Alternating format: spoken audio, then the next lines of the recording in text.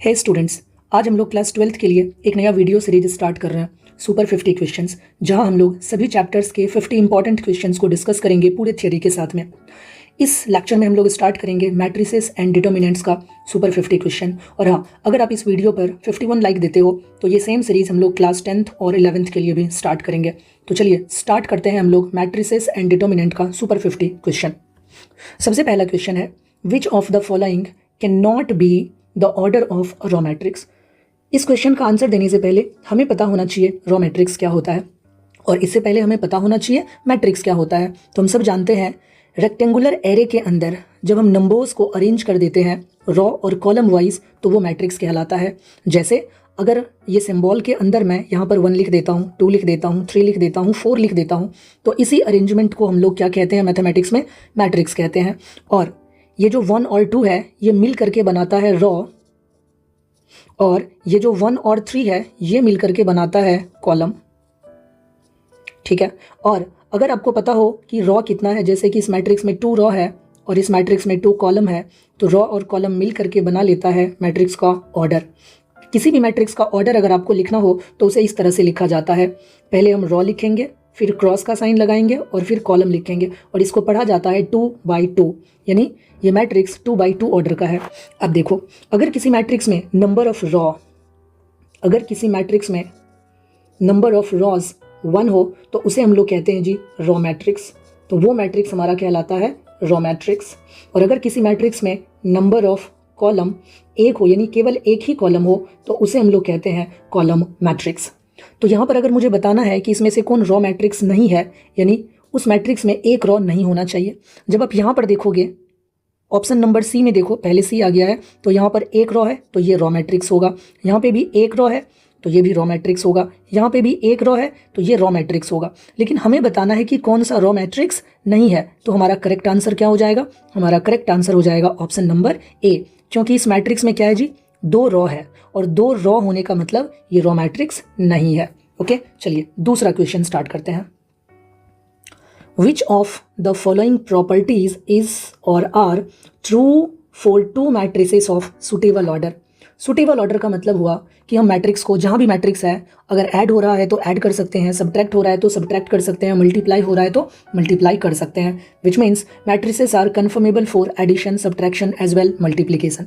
तो चलिए देखते हैं इसमें से कौन ट्रू है। सबसे पहले a+b का ट्रांसपोज, ये ट्रांसपोज का साइन है। सबको पता है कि अगर a मैट्रिक्स है तो इसके ट्रांसपोज को डिनोट किया जाता है एक एक खोपड़ी पे टी लिख करके, या एक एक खोपड़ी पे ऐसा डैश लिख करके। ओके, तो चलिए ये a+b का ट्रांसपोज, जब हम ट्रांसपोज पढ़ते हैं तो हमें पता होता है कि हम मैट्रिसेस को अगर पहले ऐड कर दें और फिर उसका ट्रांसपोज करें तो आप उसका अलग अलग ट्रांसपोज कर सकते हो, that is a transpose plus b transpose. Okay, same चीज़ आप सब्ट्रैक्शन में भी करते हो, a-b के ट्रांसपोज को आप लिख सकते हो a का ट्रांसपोज माइनस b का ट्रांसपोज। ये चीज़ 2 मैट्रिक्स के लिए भी वैलिड होता है, 2 से अधिक मैट्रिक्स के लिए भी वैलिड होता है। ऑलराइट, बट अगर आप मल्टीप्लिकेशन में ऐसा करोगे a इंटू बी का ट्रांसपोज, तो यहाँ रिवर्स लॉ लगता है, ये हो जाएगा b का ट्रांसपोज इंटू a का ट्रांसपोज। दैट इज अगर आप 3 मैट्रिक्स को मल्टीप्लाई करते हो a into B into c का ट्रांसपोज, तो आप इसको लिखोगे c का ट्रांसपोज, b का ट्रांसपोज, ए का ट्रांसपोज, यानी रिवर्स लॉ लगता है। हम लोग राइट से लेफ्ट की तरफ लिखना स्टार्ट करते हैं।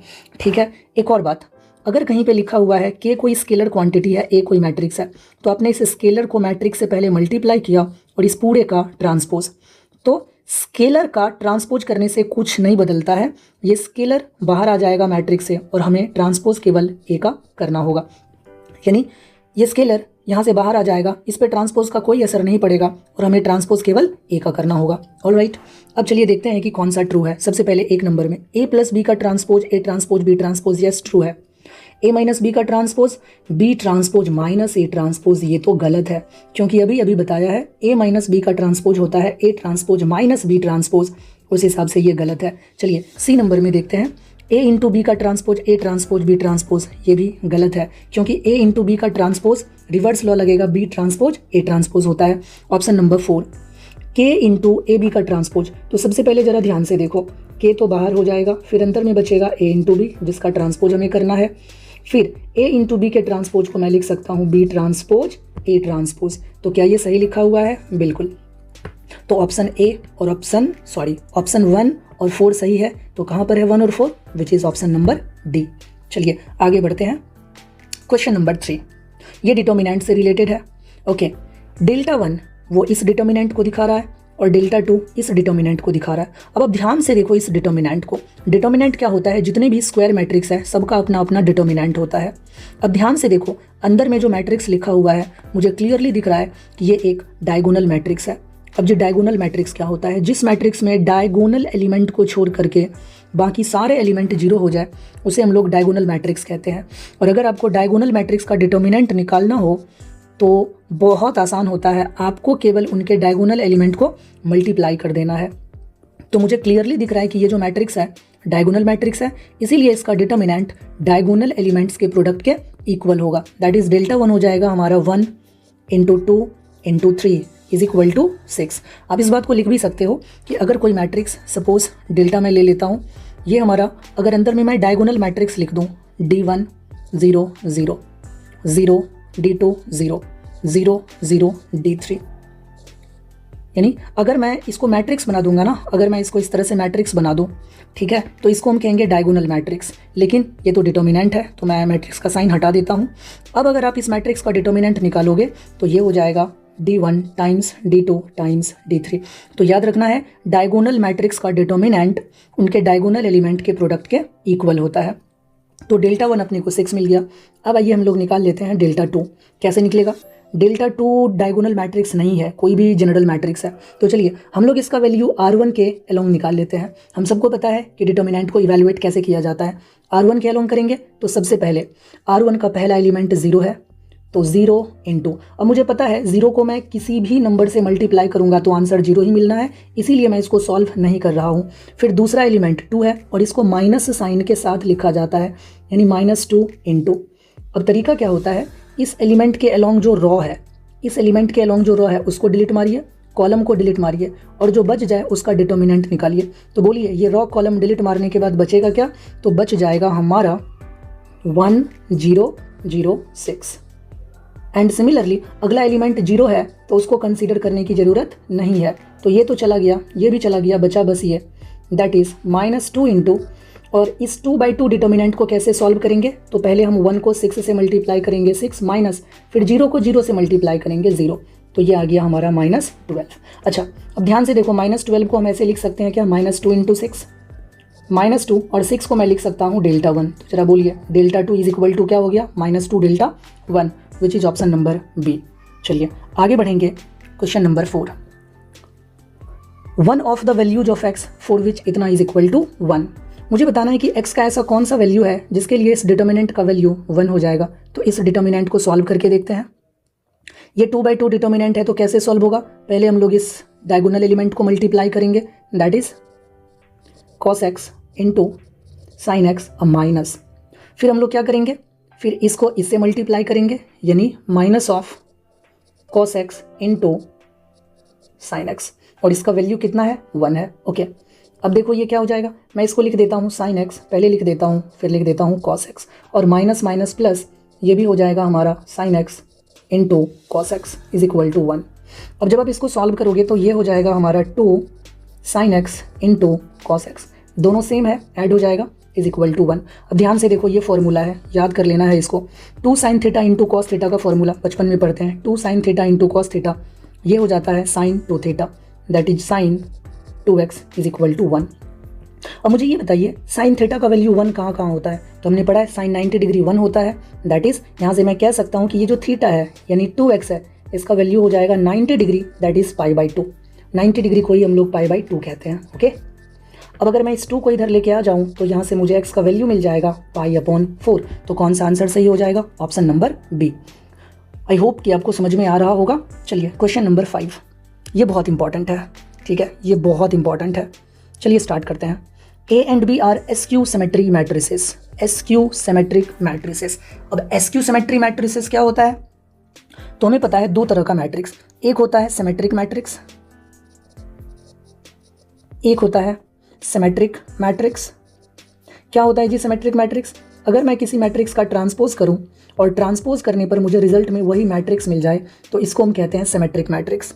और एक होता है SQ सिमेट्रिक मैट्रिसेस, ये क्या होता है, अगर मैं किसी मैट्रिक्स का ट्रांसपोज करूं और रिजल्ट उस मैट्रिक्स के नेगेटिव के बराबर आ जाए, इसका मतलब मैट्रिक्स क्या है, एसक्यू सिमेट्रिक है। तो यहाँ पे क्लियरली बोला जा रहा है कि A and B are SQ symmetric matrices, यानी अगर मैं ए का ट्रांसपोज करूंगा तो माइनस ए मिलेगा और बी का ट्रांसपोज करूंगा तो माइनस बी मिलेगा। अब हमें बताना है then which of the following matrices is also SQ symmetric. मुझे बताना है कि इन चारों में से कौन सा एसक्यू सिमेट्रिक मैट्रिसेस है। देखो ये क्वेश्चन इंपॉर्टेंट मैंने क्यों बोला, क्योंकि ये ज़्यादातर बच्चे इसमें कंफ्यूज करते हैं। आज एक तरीका बता रहा हूँ जिससे आप कोई भी मैट्रिक्स हो, कैसा भी मैट्रिक्स हो, किसी भी मैट्रिक्स के बारे में बता सकते हो कि वो सिमेट्रिक है या एसक्यू सिमेट्रिक है। तो इसको अच्छे से सीखना है। सबसे पहले हम बात करते हैं ए बी के बारे में, यानी ऑप्शन नंबर ए के बारे में। देखो जिस मैट्रिक्स को चेक करना हो सिमेट्रिक या एसक्यू सिमेट्रिक, तो सबसे पहले हम उस मैट्रिक्स का क्या करेंगे, ट्रांसपोज निकालना स्टार्ट करेंगे। तो मैं ए इंटू बी का ट्रांसपोज कर रहा हूँ, यानी आप ये समझ लो कि ए इंटू बी हमारा एक मैट्रिक्स है और मैं इस मैट्रिक्स का ट्रांसपोज कर रहा हूँ और देखते हैं क्या मिलेगा। वी नो कि ए इंटू बी का ट्रांसपोज हो जाता है बी का ट्रांसपोज इंटू ए का ट्रांसपोज। अब मैं बी ट्रांसपोज को लिख सकता हूँ माइनस बी और ए ट्रांसपोज को लिख सकता हूँ माइनस ए। तो ये हो जाएगा माइनस माइनस प्लस और ये हो जाएगा बी ए। मुझे बताओ कि ए बी हमारा मैट्रिक्स है, तो हमने अपने मैट्रिक्स का जब ट्रांसपोज किया तो क्या मुझे वापस से वही मैट्रिक्स या उस मैट्रिक्स का नेगेटिव मिला? ऐसा कुछ तो हुआ ही नहीं। मैंने अभी क्या बताया कि अगर किसी मैट्रिक्स का ट्रांसपोज करें और आंसर में उस मैट्रिक्स का नेगेटिव आ जाए तब उसको हम लोग एसक्यू सिमेट्रिक कहते हैं। यहाँ हमने ए इंटू बी जो कि हमारा मैट्रिक्स था, हमने उसका ट्रांसपोज किया तो आंसर में मिलना चाहिए था माइनस ऑफ ए बी, जो कि नहीं मिला है। इसका मतलब ये जो ऑप्शन नंबर ए है ये एसक्यू सिमेट्रिक नहीं है, हटाइए इसको। अब हम बात करेंगे ऑप्शन नंबर बी के बारे में, ए बी प्लस बी ए। तो चलिए देखते हैं ए बी प्लस बी ए, ये हमारा मैट्रिक्स है। अब हम इस मैट्रिक्स का ट्रांसपोज कर लेते हैं, देखते हैं क्या मिलता है।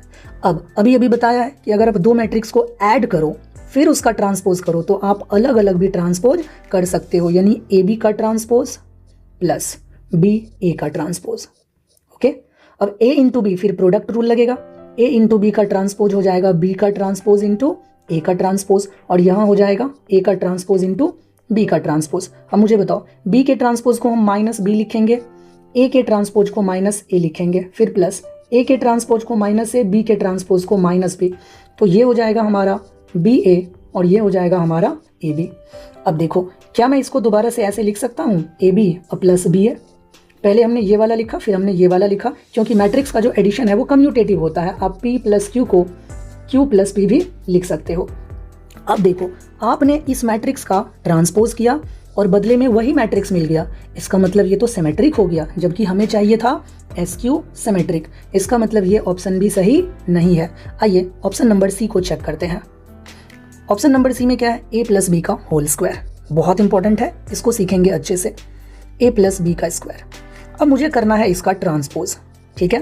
किसी भी मैट्रिक्स को सिमेट्रिक या एसक्यू सिमेट्रिक चेक करना है तो उसका ट्रांसपोज निकालो। अब एक रूल याद कर लीजिए कि अगर मैं ए पे पावर n कर दूं, n कोई पॉजिटिव इंटीजर है और फिर मैं उसका ट्रांसपोज करूं तो आप इसको ऐसे भी कर सकते हो, पहले ट्रांसपोज कर लो फिर उस पे पावर n कर दो, दोनों सेम होता है।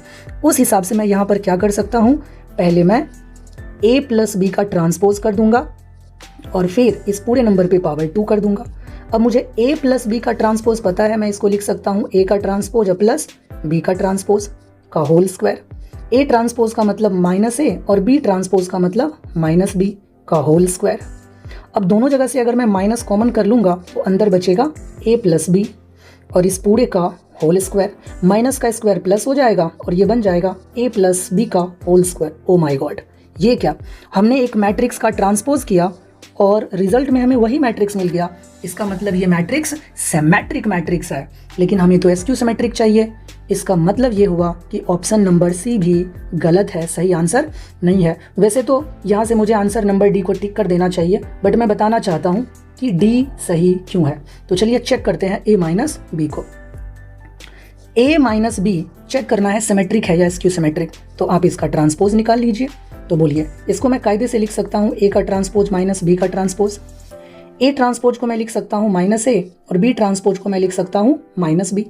तो यहाँ से ये बनेगा माइनस ए और प्लस बी, और इसको मैं चाहूँ तो लिख सकता हूँ बी माइनस ए, पहले ये फिर ये बी माइनस ए, और यहाँ से मैंने माइनस कर लिया कॉमन, और जैसे ही माइनस कॉमन करोगे तो ये हो जाएगा ए माइनस बी। ओ माई गॉड, ध्यान से देखो क्या हुआ, हमने एक मैट्रिक्स A माइनस बी हमारा मैट्रिक्स है और हमने जब इसका ट्रांसपोज किया तो रिजल्ट आया नेगेटिव ऑफ द मैट्रिक्स, यानी एक मैट्रिक्स का ट्रांसपोज किया और आंसर उस मैट्रिक्स का नेगेटिव आ गया। इसका मतलब ये जो मैट्रिक्स है ये एसक्यू सिमेट्रिक मैट्रिक्स है।